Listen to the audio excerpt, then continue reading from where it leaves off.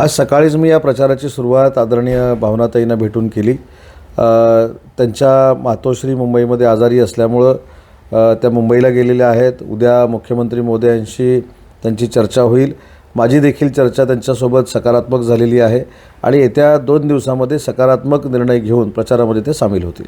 भावनाताईंच्या पदाधिकाऱ्यांबद्दल उठवलेली ही एक अफवा आहे, ही एक मला असं वाटतं की रणनीती आहे राजकारणातली।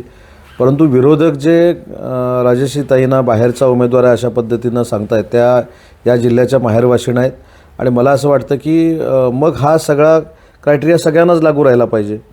मग तो राजश्रीताईंना काय, अनेक राज्यकर्त्यांच्या मुली या सासरी जाऊन देखील माहेर येऊन निवडणुका लढलेल्या आहेत, त्याच्यातून त्या खासदार झालेल्या आहेत। मला त्या ठिकाणी इथे काही नावं घ्यायची नाहीत, परंतु त्या या जिल्ह्याच्या माहेरवाशिणी आहेत, इथंच त्यांचं शिक्षण झालेलं आहे आणि म्हणून त्यांच्यावर अशी टीकाटिप्पणी करणं म्हणजे या मतदारसंघातल्या प्रत्येक महिला भगिनीवर टीकाटिप्पणी केल्यासारखं आहे।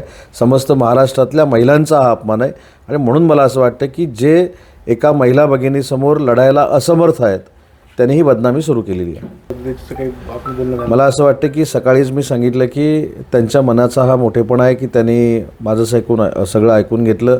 त्यांच्याशी मी पूर्ण चर्चा केली आणि कुठचीही कंडिशन त्यांनी पक्षाला ठेवलेली नाही। उलट त्यांनी असं सांगितलं की माननीय मुख्यमंत्री एकनाथ शिंदेसाहेबांनी सभेमध्ये त्यांचा जो बहीण म्हणून उल्लेख केलेला आहे त्याच्यामध्येच ते समाधानी आहेत आणि त्याच्यामुळे उद्या त्या मुख्यमंत्री महोदयांची भेट घेत आहेत आणि त्याच्यानंतर सकारात्मक निर्णय होईल। पहले तो मैं मंत्री जी का अभिनंदन इसलिए करना चाहता हूं कि इनके प्रयत्न के जहाँ इस तरह के कार्यक्रम हम ले सकेंगे और कई आज आपको भाड़े के होटल के अंदर में कार्यक्रम लेना पड़ रहा है, इनका मैं फिर अभिनंदन करना चाहूंगा।